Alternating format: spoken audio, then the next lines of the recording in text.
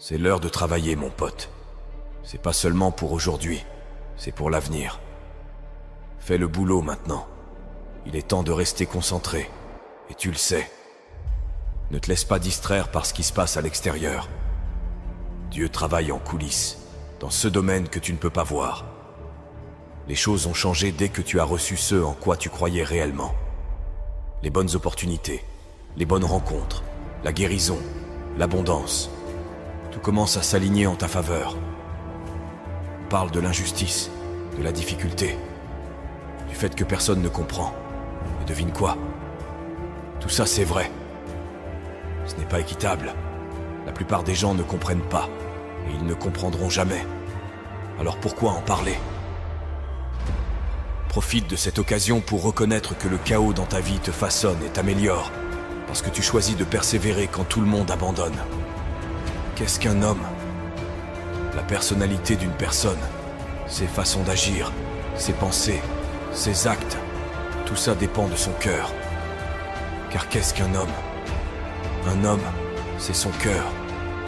Un cœur menteur et trompeur signifie un homme menteur et trompeur. Un cœur mort signifie un homme mort.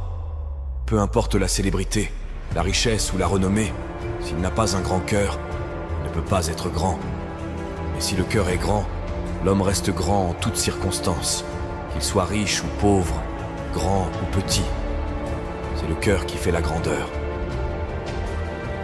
Enseigner aux gens comment trouver ce généreux moment présent et se détendre réellement dans l'inconnu, se dissocier de leur corps, de leur environnement et du temps, le futur prévisible et le passé familier, ça les pousse, pour une raison quelconque, à se ressaisir. À mes yeux, cela revient à retirer toute ton attention de cette réalité tridimensionnelle. Et c'est là que la porte vers la création et le moment mystique commence vraiment à s'ouvrir pour les gens. C'est facile d'utiliser ton enfance comme une béquille au lieu de la voir comme un outil. Beaucoup de divorces se produisent, et les gens disent que leur famille est dysfonctionnelle, utilisant ça comme une excuse. Mais ce n'est pas une excuse valable, parce que la famille de tout le monde est d'une manière ou d'une autre dysfonctionnelle. Élimine chaque béquille, débarrasse-toi de toutes celles-ci, et dis-toi que c'est à toi de jouer. Que vas-tu faire maintenant que tu as lâché tous ces fardeaux? Blâmer les autres est juste un moyen facile de s'en sortir.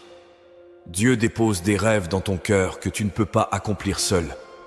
Tu n'as peut-être pas l'expérience, l'argent ou les connexions, mais Dieu les a. Tu es à une étape près de voir tes rêves se réaliser. On n'a pas le contrôle.